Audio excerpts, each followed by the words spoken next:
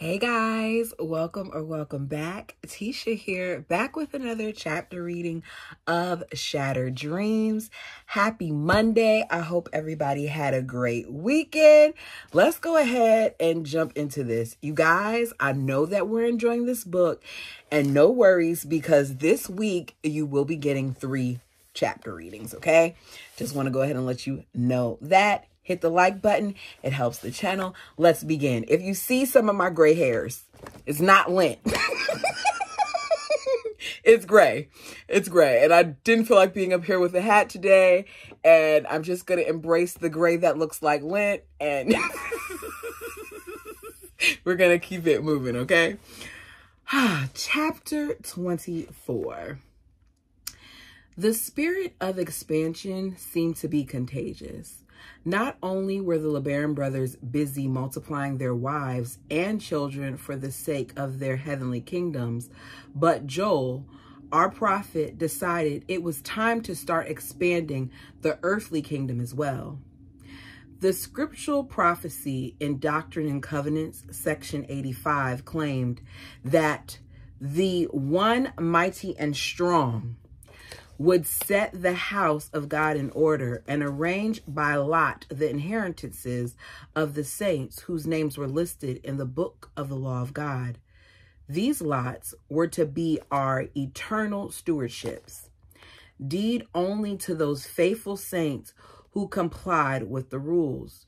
For this purpose, property was purchased in the midst of the beautiful Sierra Madre, west of Colonia. LeBaron in the town of Nicolas Bravo, or just Bravo.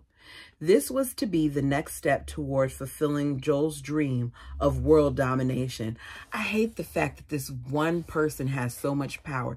It's like in all sections of the polygamous cults and the variations that we hear, one man is given all of these visions and all of these dreams and all of these prophecies. And just because this one man who's deemed himself a prophet is given all these visions and prophecies, that everybody around is just supposed to fall in line, even though a lot of times it doesn't make any sense. But let's continue. Joel directed the new enterprise, selecting several dedicated brethren to help launch it. These men left Colonial LeBaron with their families, honored and excited that God found them worthy of such an undertaking. In less than a year, a dairy farm, lumber mill, cheese factory, and machine shop had been set up as preliminary stewardships. The participants were elated to work directly under the guidance of their prophet. Common sense, rather than God, convicted Joel that Verlin and a few other good men needed to work in the state so they could make money to pour into those projects. So we need to make sure that we build all this stuff up, and we got to get money. So y'all go ahead and move. Hopefully they can move with their families, but you guys go ahead and move to the States so that that money can do more over here. But y'all aren't supposed to be in the States. We're really supposed to be in this promised land. Doesn't make sense to me that this is what they're doing, but we're going to go with it. I was thrilled when Joel asked Verlin to move his families from the colony to the mountains. Anything had to be better than what we had. But I was deeply saddened when I learned Verlin would again be gone for 2 or 3 months at a time, leaving us all behind so he could minimize expenses. Verlin seemed determined to sacrifice all he could for the cause. I prayed to God repeatedly, telling him I wasn't cut out for all this. I wanted to do his will, but I needed a man whose loyalties weren't so divided. It was too heart-trending to share Verlin with the other women. I also resented his submission to Joel. Except in crises such as the loss of Leah, my own near death from Typod, my rights and needs rarely made it onto Verlin's radar. Somehow, Charlotte managed to talk Verlin into moving her to Las Vegas to live with him for the school year. It's crazy how certain wives always manage to convince him to do certain things, and she's never one of those wives. Because Lucy had just lost her second baby, I insisted that he take her for a short trip also. She needed his love and comfort at this time. That was sweet of her. I was bogged down at home with my 6 little kids. Six kids at this time. My 6 little kids plus Lucy's 4. The oldest was my 8-year-old Donna. With what little help she could give me, I figured I could bear the extra responsibility for 2 weeks while Lucy was gone. After only one of those 2 weeks, I received a letter from Verlin instructing me to pack Lucy's and my belongings and move to the mountains. He wanted me all settled in when Lucy returned. So she has to take care of all these kids and pack up her stuff and someone else's stuff to move, so that nobody else has to do it. She's not getting any help with this. This is what she's expected to do on her own. Got it. The day before leaving, I canned 100 quarts of peaches to take with me. I cooked 25 bottles at a time in a galvanized tub of water over an open bonfire in the backyard. I packed the jars and wooden crates to be shipped on the train with all of our other belongings. I packed clothes, diapers, baby bottles, and lunch for our 8-hour train ride into the mountains. The next morning at 6 a.m., we loaded everything onto Harold Tibbetts' old flatbed truck and left for the Casas. There, the load was transferred onto the freight train as the children and I settled down in the passenger car. Although we were all excited because this was our first train trip, I was exhausted before it even began. I ached from lifting stoves, beds, dressers, butane tanks, and all of our other worldly possessions. I was beat as soon as I sat down, but we had many, many miles to go before I could rest. The kids were having a grand time, especially when the train passed through several tunnels. I held 4-year-old Brent close to me, telling him not to be afraid as we went through the longest one. There were no lights on the train. It seemed like we'd never reach the end. When we did, little Brent's face lit up as he exclaimed, "Mommy, we just came out of a gopher hole." Early on, one of the children dropped the 2-quart bottle of milk I had bought, splattering it all over the floor of our car. I had 2 hungry, crying babies on my hands for the remaining 6 hours. Oh, this was miserable. This was miserable. Dan Jordan, one of our new converts, met us at the station with his big truck. I helped him load it with our heavy furniture and boxes while the baby screamed, crying to be changed and fed. I took the youngest 4 in the cab of the truck with Dan and me. The other 6 kids crowded together in the back with our furniture. Reassuring the children we'd soon be to our new house, I asked them to be patient for the remaining 30 miles. Dan announced that his 2 wives were preparing a hot supper for us to enjoy on our arrival. He instructed the kids to sit back and enjoy the ride. Leaving the train station, we traveled for about 20 miles on a terribly muddy dirt road through cornfields as far as the eye could see. It was the rainy season in the mountains. The roads were gooey with mud. The 3 times we got stuck. Each time we had to pull up a couple of fence posts and wedge them under the dual tires to give us enough traction to drive out of the deep trenches we made. While we went along this way in muddy fits and starts, the sun went down and the black clouds moved in to cover our sky. It was evident we were in for another hard rain. As the dust settled in, many large, hungry mosquitoes buzzed in through the broken window of the truck. It was a nightmare trying to keep them from biting the children. Mosquitoes tear me up. They love my blood. So I can only imagine these poor babies being tore up by mosquitoes. Dan slowed the truck down, coming to a near stop before a huge mud puddle, unsure if we could make it through. The water along the fence line covered the road for several yards in front of us. Deciding to make a run for it, Dan floored the gas pedal and the truck charged into the sea of mud. We swerved, swaying back and forth. Then we sank as the wheels sprayed mud and water in all directions. The truck was hopelessly bogged down. So my question is, out of all times, why did you pick the rain season to have your family travel up into the mountains? It seems very inconsiderate, if you ask me. Just shows you how oblivious her husband was. Well, we're here for the duration, Dan said matter-of-factly.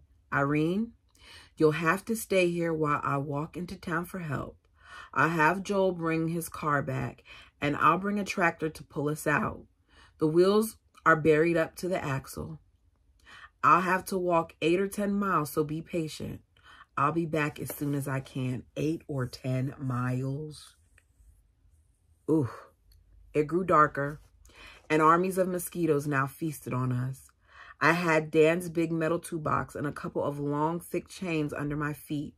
I tried to keep the two wailing 14-month-old babies soothed by bouncing them both in my arms, singing to them. The first loud clap of thunder sent the 6 kids into hysterics. I went outside, stepping into mud as I searched around for the oilcloth I used to cover my kitchen table. I found it packed in a cardboard box. I ordered the children to crouch down and hold the oilcloth over their heads. When it started sprinkling, they all laughed, enjoying the feel of the cool rain. But the sky soon exploded into torrents, and a gust of wind tore their covering off, blowing it into the muddy weeds. This time, I left the 4 screaming babies inside the truck just long enough to help the soaked and frightened children into the cab. Talk about misery. All 11 of us were sandwiched together, kids stacked on top of each other, hurting and complaining as the rain blew in through the broken window. All her stuff is probably getting destroyed too. Oof. With all the commotion, the wailing, we sounded like a mob at a wrestling match. I knew I had to remain calm. Somehow we endured the stench of the dirty diapers and the constant readjusting of pinched and numb body parts until all of us were completely worn out. The kids cried and complained until sleep finally subdued them. Hoping this trip was not a preview of things to come, I listened and watched for what seemed like an eternity. Finally, I spotted lights coming toward us through the cornfields. I heard the sound of a tractor approaching. It took great effort on Dan's part to walk clear into town through the rain and mud. Now he had finally returned with Joel, plus a hired Mexican man to rescue us. Oh, how I wish that man was the other guy that she was fooling with, but that's wrong of me to say. Dan was steering the car while Joe towed it with a tractor. Joe began carrying the sleeping children from the truck to the cab to his car. Good grief, how many kids you got in there? He asked as he grabbed up the 3rd or 4th one. Just 10, I told them. Dan left the hired man sleeping in the truck to wait for daylight. When Dan meant to return to pull the truck home and salvage our drenched belongings.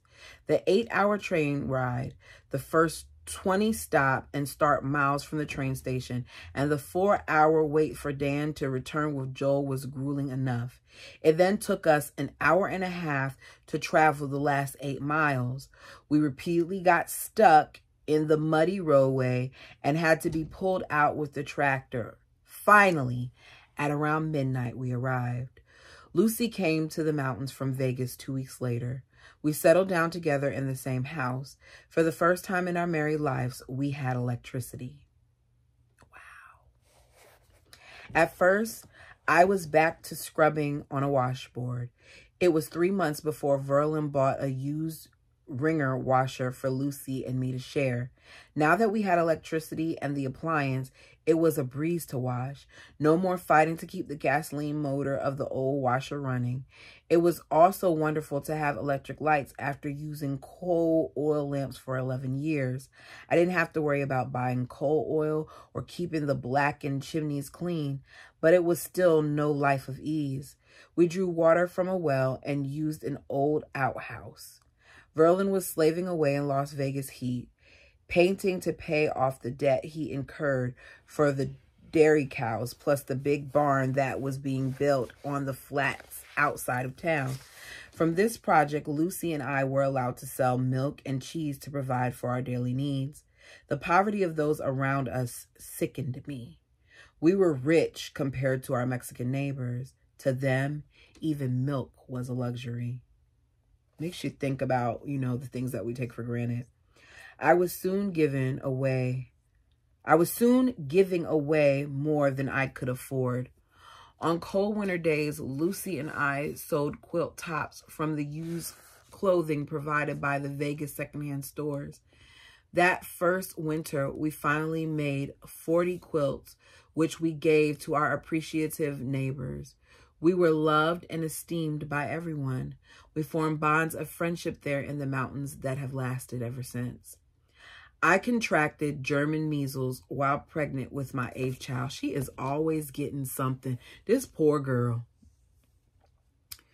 When it got close to the time I would have the baby, I insisted on going to the nearby town of Gomez Fiates to deliver it in a clinic because I was alarmed at how small my stomach was. At nearly 9 months, I was still the size I usually was at 5. I'd never been able to afford prenatal vitamins during any of my pregnancies, and I was worried that maybe I hadn't eaten well enough to sustain this baby. I had no transportation of my own, so about a week before my due date, I went and stayed at the home of Joel's first wife, Magdalena, who lived near the hospital. When my labor started at 5 a.m. on December 20th, 1964, Magdalena woke up her 2 oldest boys, who were 6 and 8 at the time, to run and get Dr. Bridges. He returned with the boys in his pickup and took Magdalena and me back to his clinic. With each of my prior childbirths, I'd resigned myself to being strong and just seeing it through. But this seemed like the 4 worst hours of my life. The baby was positioned to come out face first. Furthermore, it was firmly lodged. The doctor had to use forceps. As I bore down, Magdalena joined in my screaming. The doctor tried to make her leave, but I begged him to let her stay. I needed someone I knew to be with me. With the help of our uniform screaming.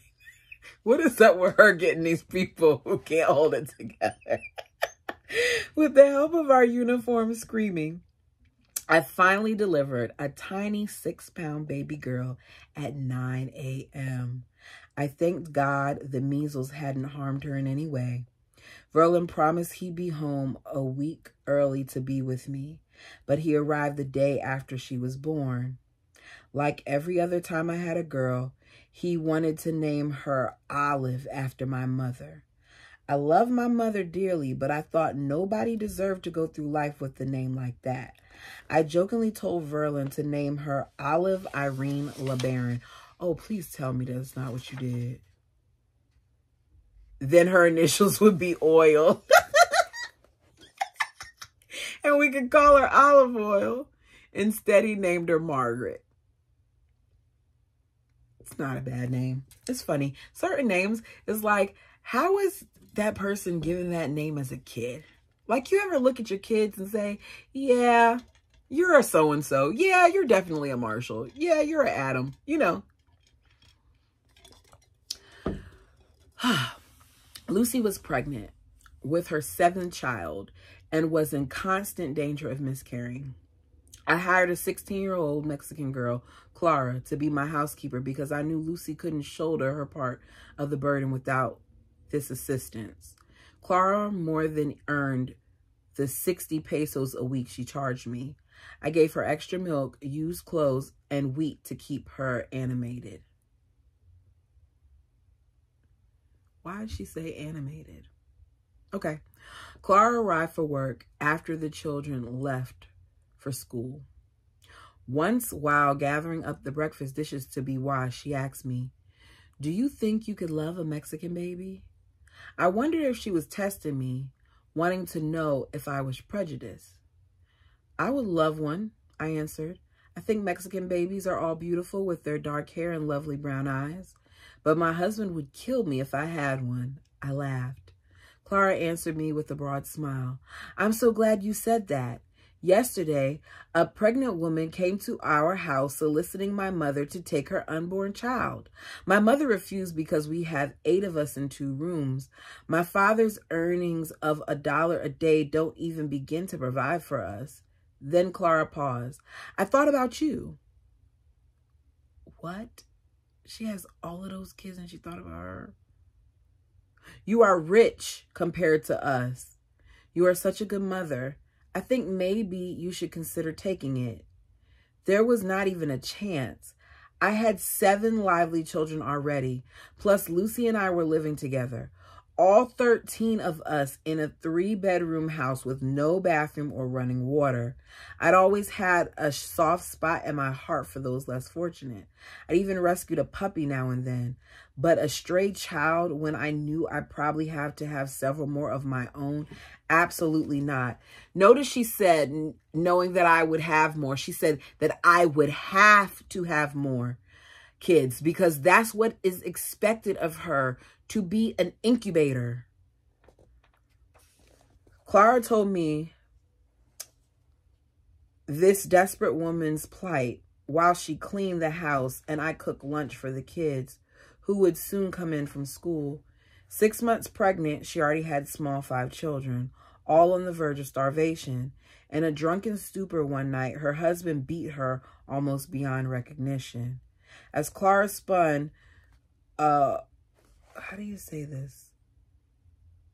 Juanas, Juanas, tragic tale. I hurt for her more and more. So I finally went to go see her at her home in Gomez Farias, about 45 minutes from where I lived. After meeting her and seeing the severity of her pathetic living conditions, I knew I'd be the answer to her prayers. She admitted to me that the baby's father was an American from Casas.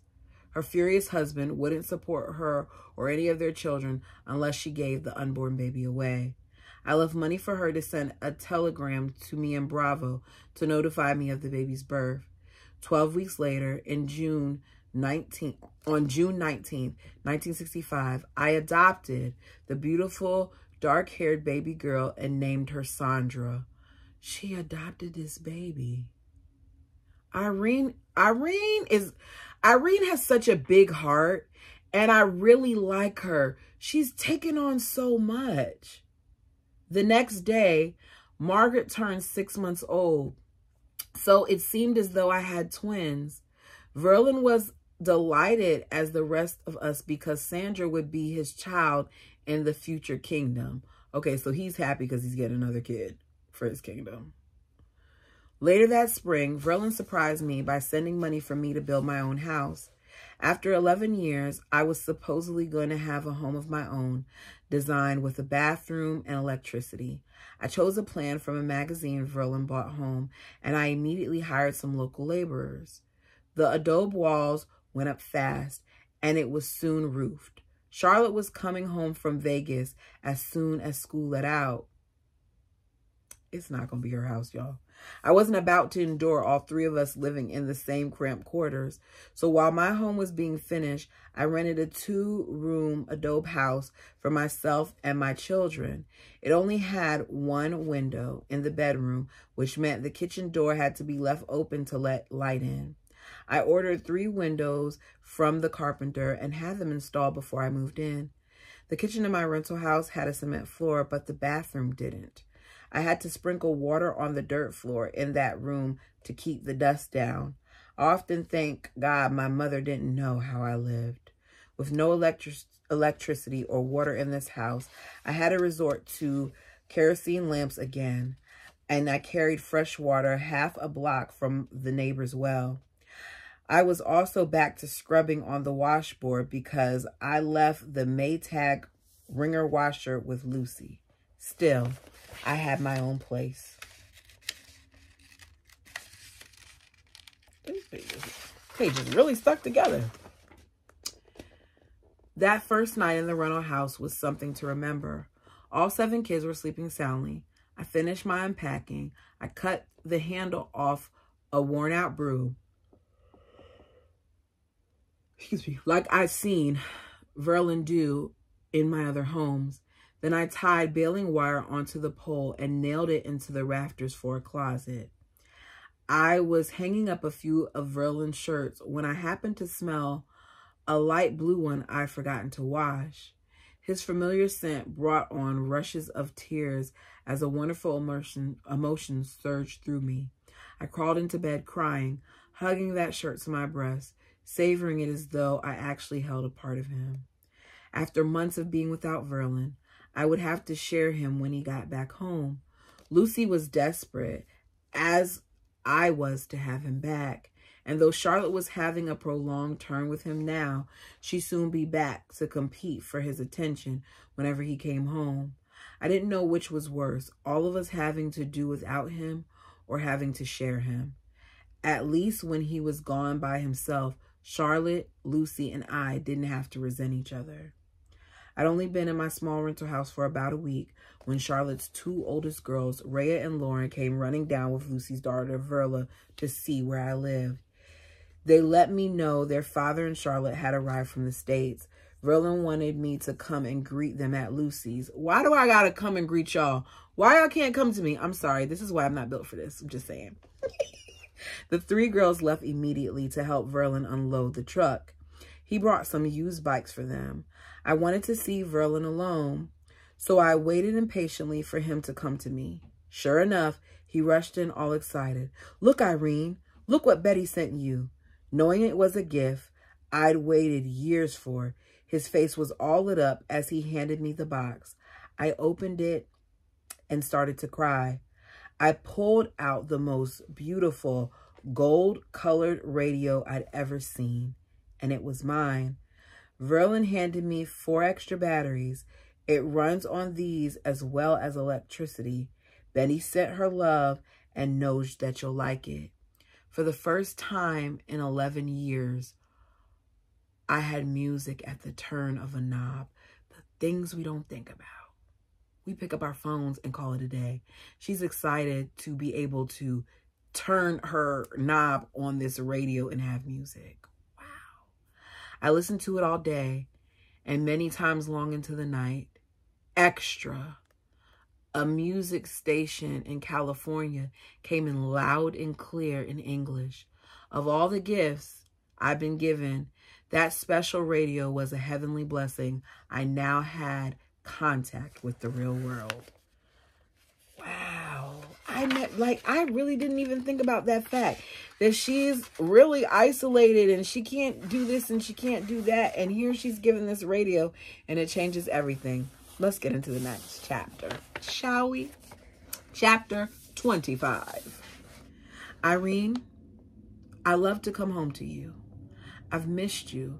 Your humor always makes me feel needed, Verlin told me. The new house is really looking great so far. I brought more money for the cement floors and the windows. Pretty soon you'll be in it, and then we'll plaster the walls and paint later. You should make up a good floor plan. It looks like it will be the best house in town. I will appreciate it, Verlin, but it will never be a home without you in it. I live in a tent if I had someone to love me. I sniffled. He stroked my hair away from my face. Please don't cry. I'm here now, so enjoy it. This has been the loneliest year of my life. I can't take being abandoned all the time. Verlin, I love you, but life isn't worth living if you're not at home to be a husband and a father to our kids. I need you. I won't be left for month after month like this. He held me, soothing my frustrations with his kisses. I thought it was because he missed me as much as I missed him, but he was merely preparing me for another blow. Oh, no. Okay, let's stop here. What do we think the blow is? Do we think the blow is that the house isn't hers? Do we think the blow is that the house is hers and she has to let Lucy or Charlotte move in? Or do we think the blow is that he has another wife? Put it down in the comment section right now. 29 mark. 29, yeah, 29.50 mark. Put it down. What do you think? What do you think? All right, let's go. My mind raced ahead of each sentence. Irene, God works in mysterious ways, his wonders to perform. Right at this moment, he is offering us a blessing. You can be a part of it. I'm depending on you to uphold me. Is he going on a long-term mission for the church? Will he separate himself from us for even longer periods? Is he going to finish my house and then ask me to sell it? You're not listening, are you? He asks. Yes, I am, but I have a gut feeling that I don't want to hear the rest. He sat in silence. I could see he didn't have the heart to tell me whatever it was. I knew it couldn't be there. Wait. I couldn't see he didn't have the heart to tell me whatever it was. I knew it couldn't be. There was no way it was possible. But I figured I'd say the craziest thing first, getting it over with. You're not getting married again, are you? See? He grabbed me excitedly in his arms. I knew the Lord would make it known to you. She thought she's just saying the She thought she was just saying the craziest thing to say the craziest thing, and the craziest thing is the craziest thing. He's getting married again. If you guessed he's getting married again, you're right. I knew the Lord would make it known to you. He does whisper his secrets to his faithful. Irene, I haven't told Lucy or Charlotte yet. I need you to back me up, please. He threw me back on the bed, pinned me down with his body, and moved around as if he were making love to me. Irene, I'll love you forever. There goes the manipulation. These guys always manipulate these women into thinking that either this is their idea or this is something they want or whatever, because this is going to help their kingdom. I was crying too hard to even think. I didn't want to know who it was, but I guess I better ask. Who is she? It's Beverly. Her father already gave me permission to marry her. Beverly's father was one of the first Mexican converts into Joel's church, and she consequently grew up at Colonia LeBaron. Irene, she's 17, and she could raise up some beautiful children for us. But don't worry, he quickly added, as though this would make it all okay. She's willing to stay down there on LeBaron's ranch. You won't have to live with her. You've already sacrificed enough. I'm not even asking you to go to our wedding. Interesting how she had to be at the other ones, but she don't have to be at this one, right? Damn you, Verlin. Every time I almost get a home, thinking I can have you, my dream crumbles. Here I am on dirt floors and dying inside. God says he'll never ask us to do anything unless he gives us the strength to do it, Verlin reminded me. Get out of here with that crap. She didn't say that, I'm saying that. I screamed. You can only get so much blood out of a turnip, and mine is all gone. Every damn drop of it. Do you hear me? When things calmed down, Verlin decided to take Lucy with him to give him his new bride. I dutifully tended Lucy's children while she accompanied him to Colonia LeBaron. There, in May of 1965, she faithfully placed Beverly's hand in his. I was shocked to see Verlin coming through the backyard in the early morning, returning from his honeymoon. He sauntered in, kissing the kids and looking a little sheepish. I refused to let him kiss me. How's my little darling? He followed me into the bedroom. Not as well as you, I snapped. Oh, come on now. Don't let a little thing like Beverly bother you. It's not her thing I'm worried about. I said bitterly, it's yours. Irene is going to tell you what she's thinking. Please don't ruin things again, Irene. It seems like every time I'm here, you find something to feel bad about. I didn't comment, So he continued, talking to me as if I were one of his brothers rather than his wife. Beverly did look beautiful in her white dress, and her black hair was in a gorgeous French braid. I started beating on his chest, hysterically out of control. He threw me on the bed, trying to hold me down. Don't tell me another thing about your damn wedding.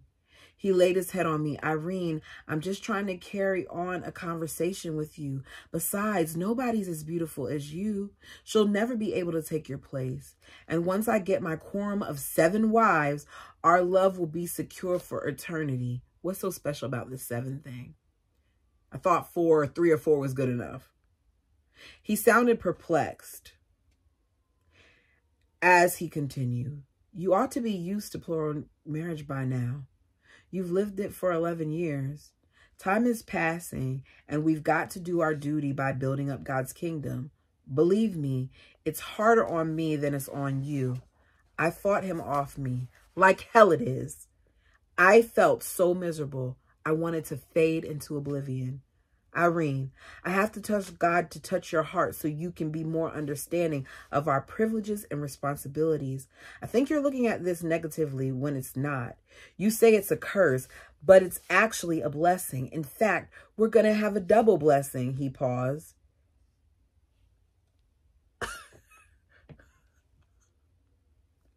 Esther Castro, C-A-S-T-R-O, is also marrying me in 7 more weeks.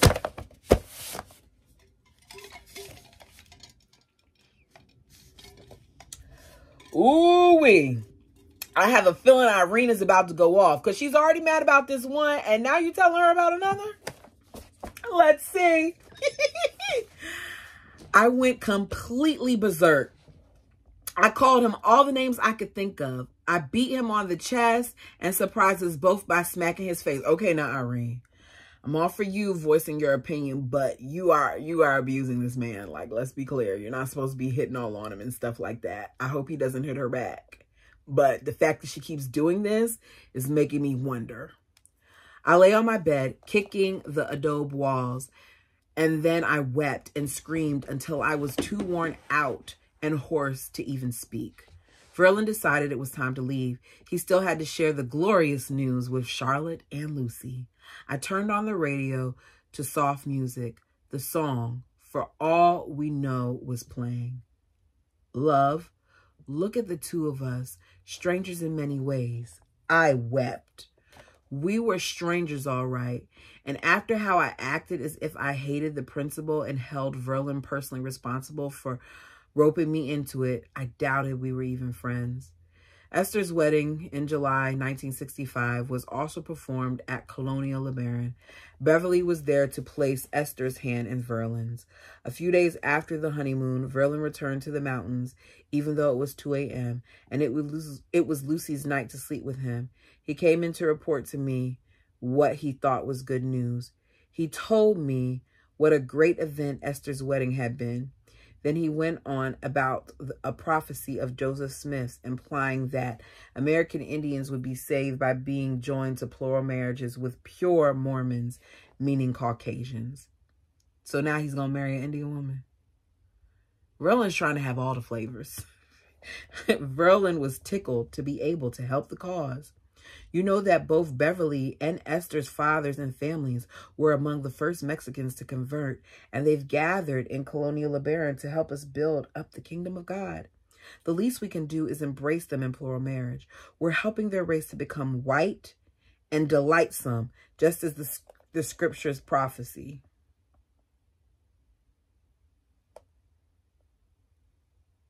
Sorry, that just bothered me because I already know how Mormons feel about my skin. So when I hear stuff like that, it bothers me.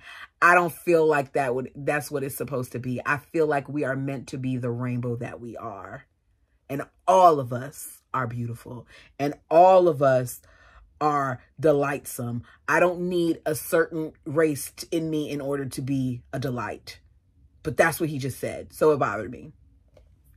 I heard enough. Don't you ever wake me up again to tell me something like that. I scolded as I turned my back to him. This time I didn't rant. I didn't lash out because I was just plain numb.